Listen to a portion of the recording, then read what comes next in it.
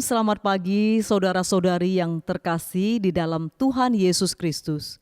Sebelum mendengarkan firman Tuhan, mari kita membaca Kitab Mazmur pasal 100 ayat 1-3. Mazmur untuk korban syukur. Bersorak-soraklah bagi Tuhan, hai seluruh bumi. Beribadalah kepada Tuhan dengan sukacita. Datanglah ke hadapannya dengan sorak-sorai. Ketahuilah bahwa Tuhanlah Allah. Dialah yang menjadikan kita dan punya dialah kita, umatnya dan kawanan domba gembalaannya. Mari kita berdoa. Tuhan, sebagaimana yang Kau firmankan bahwa tak berkesudahan kasih setia Tuhan, tak habis-habisnya rahmat-Nya, selalu baru setiap pagi. Itulah sungguh nyata di dalam hidup kami. Oleh karena kasih setiamu, kami masih hidup hari ini. Oleh karena rahmat-Mu, kami masih dapat berkumpul, bernyanyi, berdoa, dan duduk menikmati firman-Mu. Kami percaya ibadah ini pun akan menjadi berkat-Mu bagi kami, menguatkan kami yang lemah, memulihkan kami yang putus asa, dan menyembuhkan kami yang sakit. Sungguh kami bersyukur untuk semua kebaikan-Mu dalam hidup kami. Inilah doa dan syukur kami dalam nama Tuhan Yesus. Amin. Shalom sidang jemaat yang dikasihi Tuhan dimanapun berada. Terkadang kita merasakan kemurahan dari sang teman atau sahabat. Tapi ada saat mereka akan berhenti melakukannya. Rancangan yang kerap kita buat sering kali kita pikir baik dan terukur. Tapi ternyata sering apa yang kita rancangkan itu meleset dan tidak membuahkan hasil yang baik. Tapi Tuhan kita berbeda. Kemurahannya bagi kita tak akan pernah berkesudahan. Rancangan-rancangannya bagi kita selalu menghadirkan damai sejahtera. Ia pasti menepati rancangan dan janjinya pada kita. Rancangannya tidak pernah meleset bagi kita semuanya.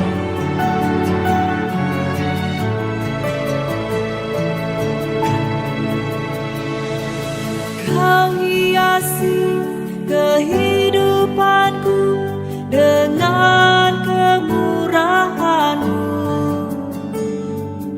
Kau rancangkan masa depanku penuh dengan harapan.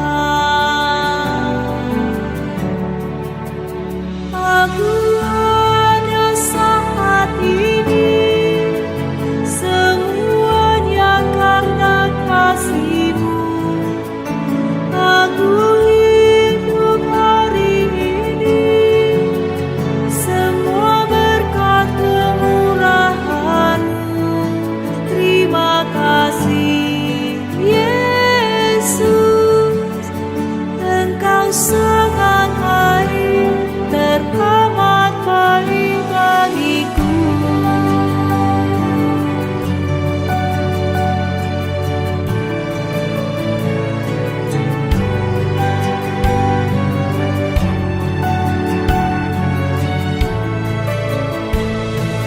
Kau hiasi kehidupanku dengan kemurahan-Mu. Kau rancangkan masa depanku penuh dengan harapan. Aku ada saat ini, semuanya karena kasih-Mu. Aku hidup hari ini, semua berkat kemurahan-Mu. Terima kasih Yesus, Engkau sangat baik, teramat baik bagiku. Oleh karena kasih dan anugerah-Mu ya Tuhan, kami ada sampai saat ini. Aku ada saat ini,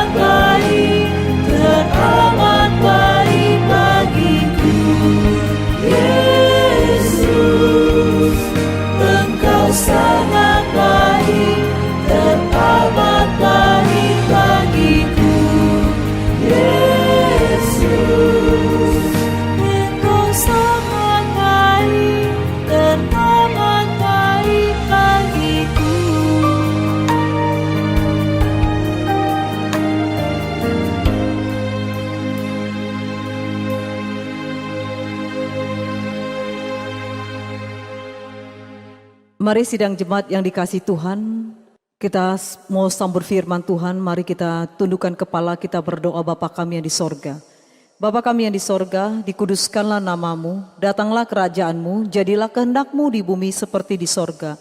Berikanlah kami pada hari ini makanan kami yang secukupnya, dan ampunilah kami akan kesalahan kami, seperti kami juga mengampuni orang yang bersalah kepada kami.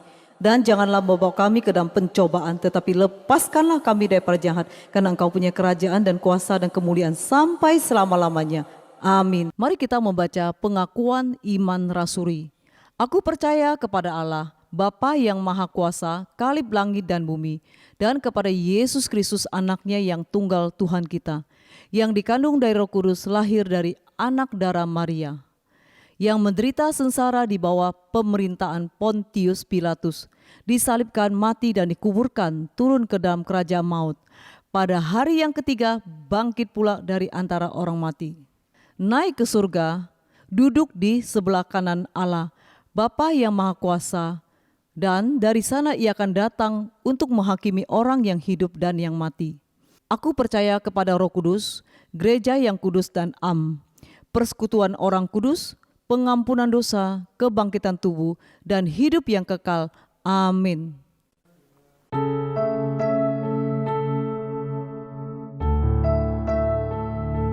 Salam, selamat pagi saudara-saudara kasih Tuhan.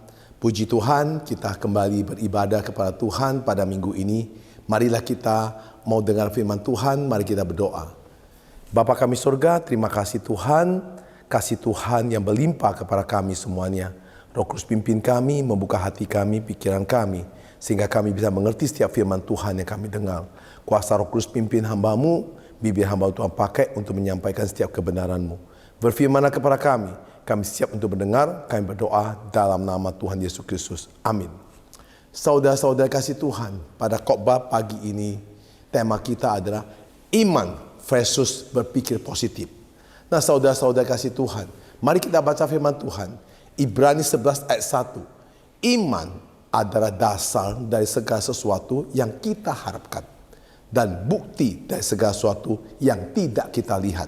Nah saudara-saudara kasih Tuhan, kalau kita membaca definisi iman berdasarkan ayat yang kita baca tadi, iman adalah pondasi dari semua harapan yang belum kelihatan secara fisik. Jadi yang tak terlihat, belum nyata, namun kita tetap percaya, itulah bukti bahwa kita beriman. Sekali lagi, iman itu adalah pondasi dari dasar dari semua pengharapan yang belum terjadi di dalam kehidupan kita. Nah saudara-saudara kasih Tuhan, secara umum dan sederhana, orang dunia ini menyamakan iman itu dengan positive thinking. Nah saudara, namun kita sebagai orang percaya, sebagai anak Tuhan, dasar iman kita bukan sekedar positive thinking, tetapi Christ thinking. Mengapa? Karena iman timbul dari pendengaran firman Kristus yang makin mengkokoh ketika kita makin mengerti firman-Nya. Artinya, semakin kita selaras dengan jalan berpikir Kristus, maka semakin kokohlah iman kita. Saudara-saudara kasih Tuhan, dalam Roma 10 ayat 17, jadi iman timbul dari pendengaran dan pendengaran oleh firman Kristus. Nah saudara kasih Tuhan, lalu apa bedanya iman di dalam Kristus dan positive thinking? Seperti yang kita baca, iman timbul atau bersumber dari firman Tuhan. Namun positive thinking bersumber dari kekuatan yang dibangun dari cara berpikir positif manusia. Nah jadi perbedaan sebenarnya adalah motivasinya. Contohnya, saya ingin menjadi murid yang terbaik dan berprestasi yang ranking nomor 1. Dengan kekuatan positive thinking, mungkin saya bisa mencapainya. Atau saudara-saudari ingin menjadi suatu pengusaha yang sukses. Dengan kekuatan positif, mungkin Anda bisa mencapai sukses. Pertanyaannya adalah apa motivasi saya menjadi murid terbaik ranking pertama? Apa motivasi saya menjadi seorang pengusaha sukses? Nah saudara-saudara kasih Tuhan, saudara bisa saja menjadi pengusaha sukses dengan usaha, dengan kekuatan positive thinking saudara.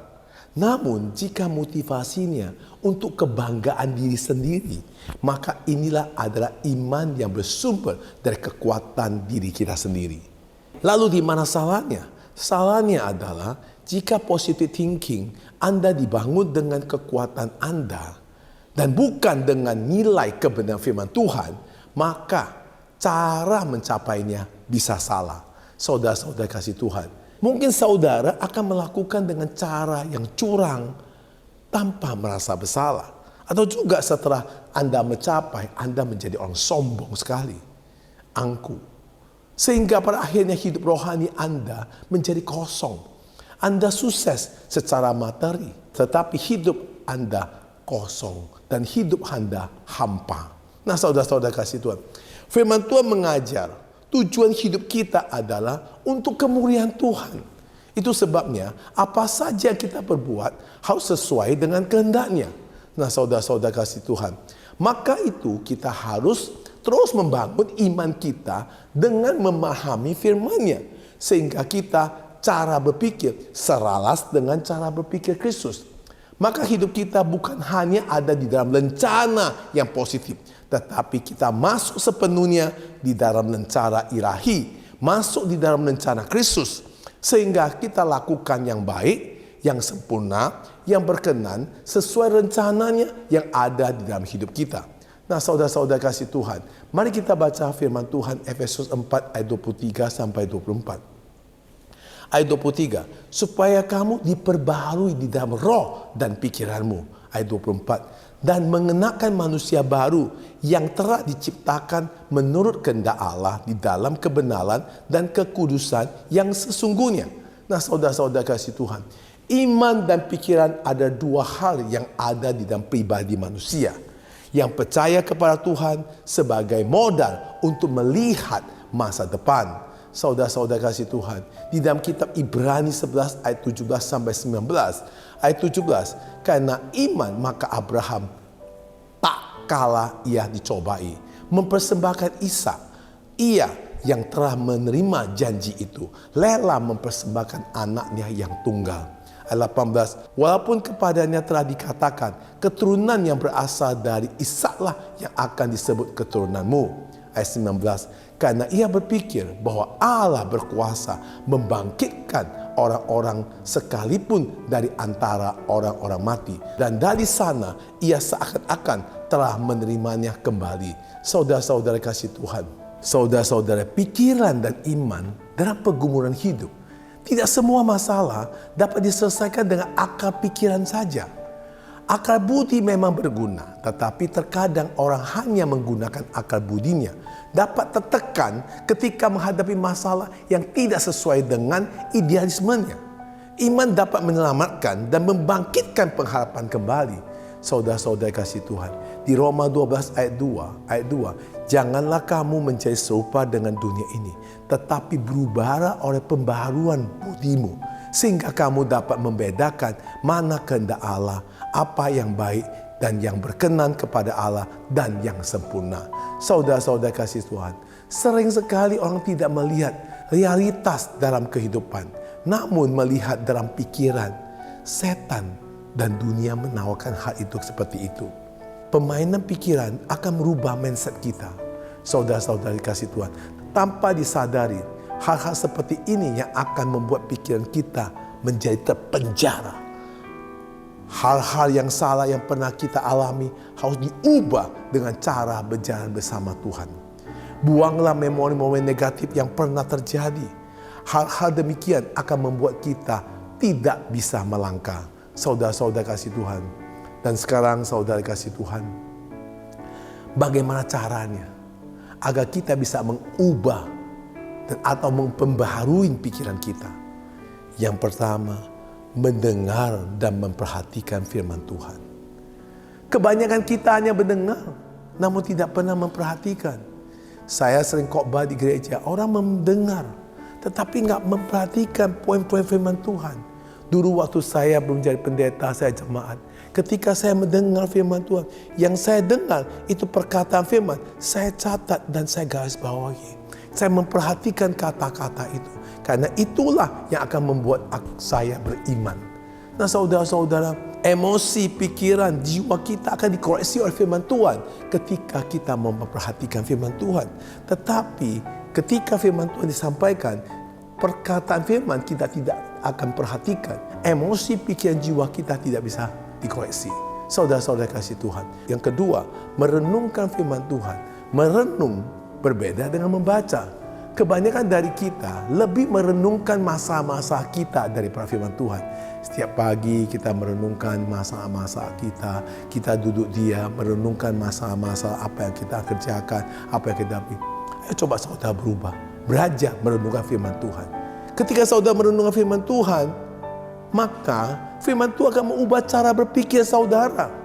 Karena firman Tuhan, kalau kita renungkan siang dan malam, Alkitab mengatakan, kemanapun usaha saudara akan berhasil.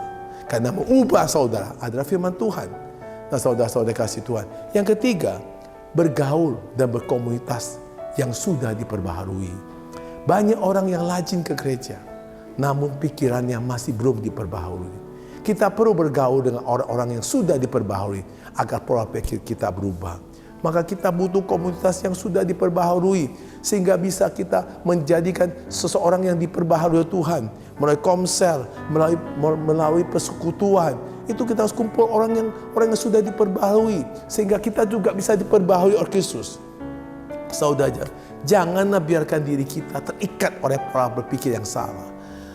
Bukalah pikiran kita agar selaras dengan firman Tuhan dan pikiran kita akan diubah oleh firman Tuhan selama-lamanya. Jadi iman versus berpikir positif, dua yang berbeda. Saudara, karena iman itu timbul dari pendengaran akan firman Tuhan. Mari kita berdoa. Bapa kami surga, terima kasih atas firman-Mu. Roh Kudus pimpin kami supaya kami terus punya iman. Bisa memperbaharui jiwa kita, pikiran kita, dan hati kita. Bisa mengoreksi dan memperbaharui cara pikir kita. Sehingga apa yang kita kerjakan berdasarkan atas kehendak-Mu. Ya Bapa, kiranya Tuhan terus menguatkan kami, iman kita semakin kokoh. Dengan selaras dengan apa yang Tuhan pikir. Bukan apa yang kita pikir. Bukan apa yang kita bisa. Tapi apa yang Tuhan inginkan buat kami lakukan. Semua ini kami serahkan padamu Tuhan. Kiranya Tuhan menguatkan kami.